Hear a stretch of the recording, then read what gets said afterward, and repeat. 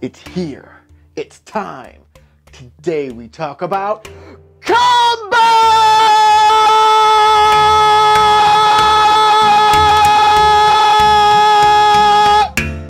That was a lot. I'm lightheaded.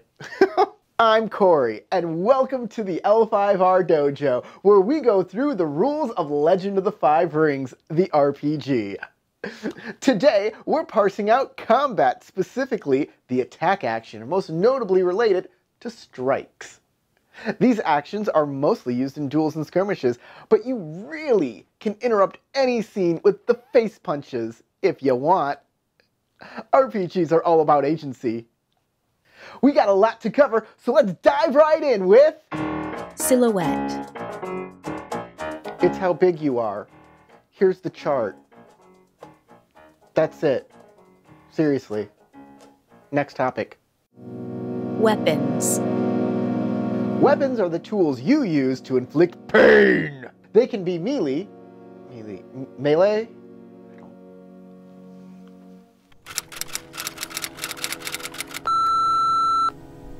Melee. They can be melee weapons like swords, ranged weapons like bows, or unarmed attack like fists. Each weapon type has its own skill, so be sure you have training in the type of weapon your character prefers to use.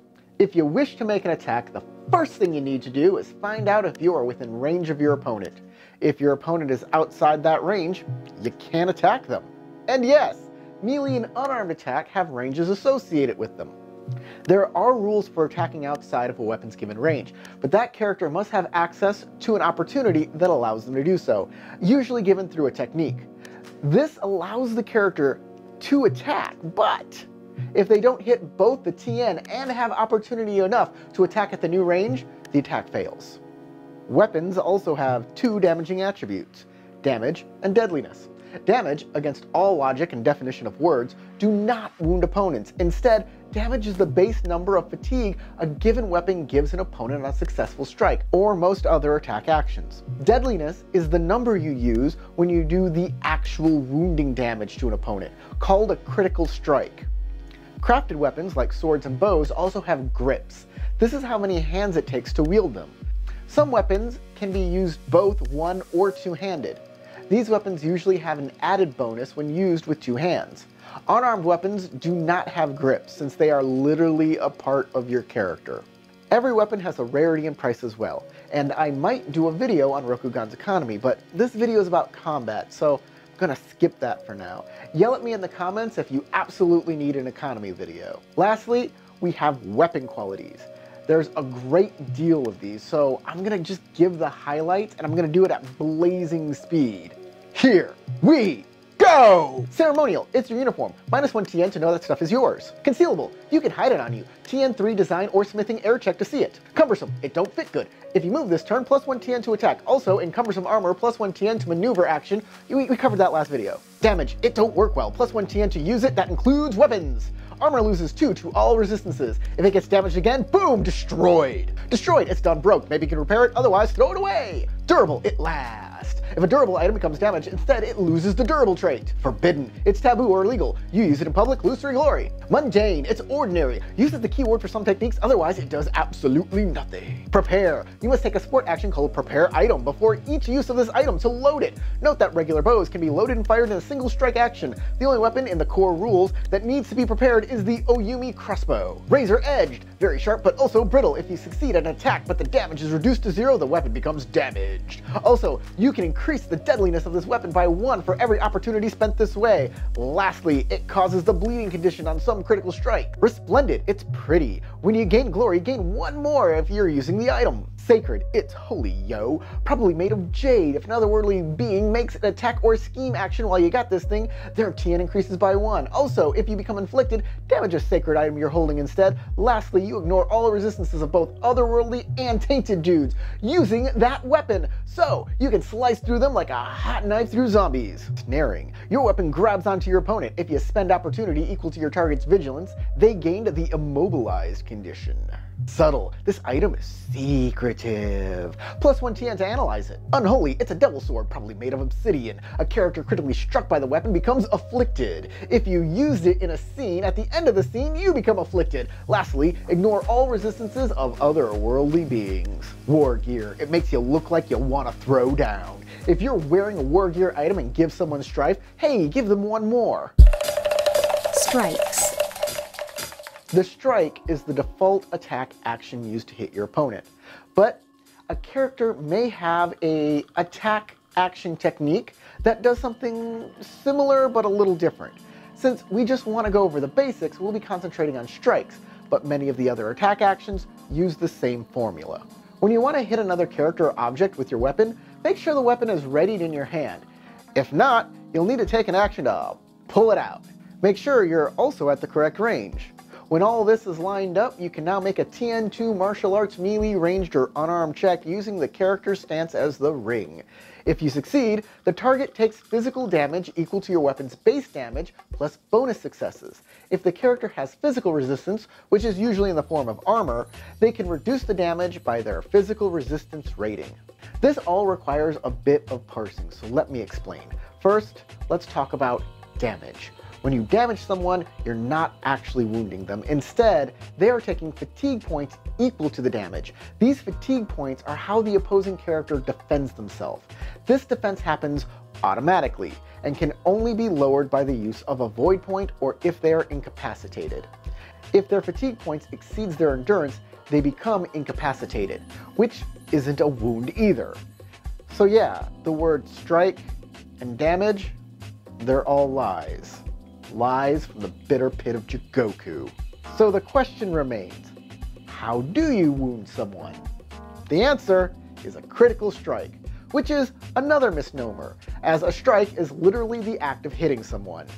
A critical strike is an actual strike. It should be called actual strike.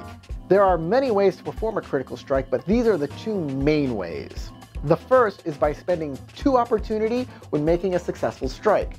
If your opponent is on Earth stance, you can't use this opportunity. Keep in mind, this is only available to strike actions. If you're using a technique that is also an attack, critical strike opportunity may not be available to you. Secondly, when your opponent is incapacitated and you succeed at a strike action, if they would take any damage, instead, you inflict a critical strike. This is due to the character not being able to defend. There is some confusion around this rule, so let me set the record straight. The incapacitated condition is applied only after a character suffers fatigue damage, not during the act of taking the damage. This means that if a character has an endurance of 8 and they take 12 points of damage, they take all 12 fatigue, and only after that do they become incapacitated. This means they do not take a critical strike, even though the damage exceeded their endurance. But the next successful attack they suffer will critically strike, unless they can get rid of their incapacitated condition or reduce that attack's damage to 0. Another thing to note is that some techniques give fatigue. This is different from defending against damage. Since incapacitated strictly states that you cannot defend, you can take fatigue points while incapacitated as long as they don't come from damaged sources. That's right, there's no limit to the amount of fatigue a character can take. Lastly, if you are incapacitated and do take a critical strike, your character falls unconscious along with any other effects of that critical strike. There are techniques that can also inflict critical strikes, and lastly, a character can spend a void to stop defending and just take a critical strike instead of taking the fatigue damage. Once we know that a critical strike happened, we can now resolve it, which is its own rigmarole. Critical strikes have a severity, which is usually equal to the weapon's deadliness. Falling, exposure to elements, wicked cool spells, they all have their own deadliness as well. If the weapon used has the razored edge quality, the attacker can spend extra opportunity to increase the weapon's deadliness for this attack. There are also techniques like striking as fire that can do similar things, and critical strikes against unconscious characters gain +10 deadliness. But otherwise, a weapon's deadliness is what it is. The target of an attack then must make a TN1 fitness check using the ring of their current stance. That said, this check is not part of an action, it's a resistance. So if a character is incapacitated or even unconscious, they still get to make this roll. The TN is subject to modifiers, so if a character is already wounded in that ring, it could make the TN that much more difficult. If the character succeeds, they reduce the severity of the strike by 1. +1 for every bonus success, so get as many successes as possible. If a player does not like the result of their fitness check, they can perform a shattering parry, once per game session or when the character spends a void. The rule in the book states both things, and in wildly different places of the book, it's never clarified which one is correct. I mean, maybe both? A character may re-roll their fitness check, taking the new roll. This gives the weapon they are using the damage condition. If the character was unarmed, it could give them a scar disadvantage, which is the same thing as a critical hit, so, don't do that, it's stupid. Once you have the final severity, check it against this chart. Close call, the character's armor or clothes gain the damage quality. If they're naked, no effect. A reminder, if a character is incapacitated and receives a close call, they are still knocked unconscious. Flesh wound, the character is lightly wounded in the ring they were using to defend. Wounds affect rings separately, yes. If the wounding weapon is razored edge, the character is also bleeding. If the character is already lightly wounded in that ring, they become severely wounded instead. Debilitating gash. The character is severely wounded in the ring they were using to defend. Again, if the weapon is razored edged, then bleeding is applied. If they are already lightly or severely wounded in that ring, they instead gain a permanent injury. Permanent injury. The character gains the bleeding condition no matter what. They gain a scar disadvantage that is dependent on the ring they were using to defend. Maiming blow. The character is bleeding. Then they gain a different, harsher scar disadvantage related to the ring they were using to defend. Agonizing death. The character becomes severely wounded in the ring they were using to defend. Remember that if they were already severely wounded in that ring, they get a permanent injury instead. They also are bleeding, and gain the condition dying 3 rounds, which gives them 4 rounds to get medical attention or get dead. Swift end. The character is severely wounded, with all that entails. They are bleeding now and dying 1 round, which gives them 2 rounds left in this mortal coil. Instant death. The character is dead. Here's a new character sheet. Take it. Conditions. Conditions are status effects imposed on characters. Each condition has an effect and a way it can be removed. Here's a list of all of them in the core rules. I could go over all of them one by one, but ain't nobody got time for that. Instead, I'm going to touch on the ones used most in combat and try and clear up some misunderstandings. First up, incapacitated. Yeah, I'm going a bit out of order, but you need to understand this condition before I explain some of the others. A character usually becomes incapacitated when their fatigue exceeds their endurance, and it's removed when their fatigue is at least equal to their endurance or lower. Incapacitated characters cannot perform actions that require checks and cannot defend. They can take actions that don't require checks, like maneuver, assist, calming breath, and can also make checks that are not connected to actions like resisting critical strikes.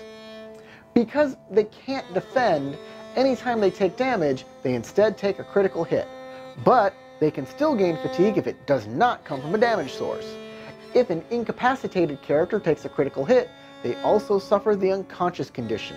Unconscious characters cannot move or perform any actions. They can still make checks to resist effects, for example, critical strike. They cannot defend either, which really sucks because if they do take a critical strike, the severity increases by +10. Characters can remove the unconscious condition due to loud noises, if they suffer harm like a critical strike, or other things that would reasonably rouse them. Also, a character may spend a void to instantly wake up, as if they supernaturally knew an attack was coming. Basically a legal way to metagame. Of course, a character can also remove it in a couple of hours when they wake up naturally. There are 2 wounded conditions, lightly and severely. They affect specific rings that are determined when the condition is applied, usually to the ring of the character's current stance. Each ring does correspond to a different body part, and while this doesn't add extra mechanics, it can add to the drama. Light wounds give the character +1 TNs to all checks involving that ring, and severely wounded characters gain +3 to the TN. Yes, you can change stances to avoid the penalties. If you are lightly wounded and get another light wound in that same ring, it turns into a severe wound. If you are severely wounded and get any type of wound to the same ring, the character takes a severity 8 critical strike that they instantly fail. So basically, take a permanent injury. Why they say severity 8, blah blah blah, I guess it has to do with any techniques or school ability that allows a character to mess with that sort of thing, but for most purposes, it's just a permanent injury. Take a permanent injury. To remove this condition, a character can get medical attention. TN4 Medicine Water Check is a downtime activity. A successful check can remove a light wound or reduce a severe wound down to light, but it can only be done once per week, succeed or fail, so make sure you get the right treatment the first time. Secondly, you can sleep it off. After a week of bed rest, you can make a TN3 fitness check in the wounded ring, but you get to ignore your wounded penalty, so that's nice. If you succeed, it has the same effect as medical attention. Dying is a condition a character can get, sure. Dying always has an amount of rounds associated with it. Once the number of rounds is up, the character gets one more turn before they die. So dying 3 rounds actually gives you a 4th round. You can save any dying character with a TN4 Medicine Air Check as a support action. But if you fail, the amount of rounds before death is reduced by the shortfall. So be careful. Lastly, bleeding, which is probably the most confusing status condition of them all. It says, when a bleeding character makes a check, they suffer physical damage equal to the strife symbols on their kept dice, ignoring their resistances. Okay, all well and good so far. Then, each time damage inflicted this way causes the character to suffer a critical strike, the severity of the critical strike is treated as being equal to the character's current fatigue. This second part, in the way I just read it, does nothing, or it instantly kills you. Let me explain. Bleeding does damage when you roll dice and keep strife. Damage causes critical strikes when a character is incapacitated. Incapacitated characters cannot take actions that have checks, i.e. roll dice. So, when does bleeding cause a character to take a critical strike? When rolling to resist an effect like a critical strike? If you take a critical strike while incapacitated and bleeding, and then you keep a die with strife, do you take another critical strike? Do you do the same thing and take more and more critical strikes? Will you be able to take infinite critical strikes? This is how I run this rule. When a bleeding character takes an action that requires a check, they suffer physical damage equal to the strife symbols on their kept dice, ignoring their resistances. Every time a character takes damage in this way, it causes them to suffer a critical strike equal to their current fatigue. I don't know if this is the way the designers intended it to be used, but for me, this solves the problem of infinite critical strikes and makes every action the character takes a nail-biter full of sacrifice to do what needs to be done. This is one of the many rules that are confusing and just plain broken in this game, which leads me to my favorite segment, Criticism Corner! Yay! It's not just the confusing terminology. I mean, it is, but that's just a small part of the steep learning curve here. You roll to hit, you expect to hit the enemy. Look, if you succeed at your roll and the GM then says he deftly deflects your blade and rolls out of the way, he takes 5 fatigue, that just makes you feel like crap as a player. What the hell happened to your success? It's like saying you succeed at your composition check to write a poem, but then the paper bursts into flames. Then you add this extra layer of critical strikes on top of it all, where you calculate the deadliness, and then your defender has to roll, and you check against a chart to see how bad it is. It's a lot of a lot.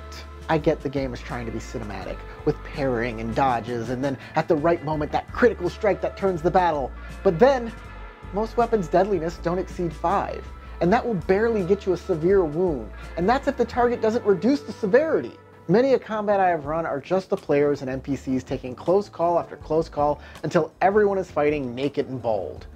Now, there are rules for grittier games, which increases all weapon deadliness by 4, which I do like, but then it kills anyone with the bleeding condition at the end of a scene unless they spend Void, which is just unfair. Finally, there's the fact that a character only takes fatigue on defense and not attack. Have you ever heard of the rope-a-dope? It's a boxing technique created by Muhammad Ali to stay on the defense and have the other fighter tire themselves out attacking. Once his opponent was all tuckered out, he'd go on the offense and bring them down. Something to think about. Speaking of being all tuckered out, that's it for Attacks and Strikes. Like, subscribe, comment with your thoughts, all that junk. The patrons are being sparkly over there. I'm going to bed. And while I slumber, I'll dream about how you never stop gaining experience.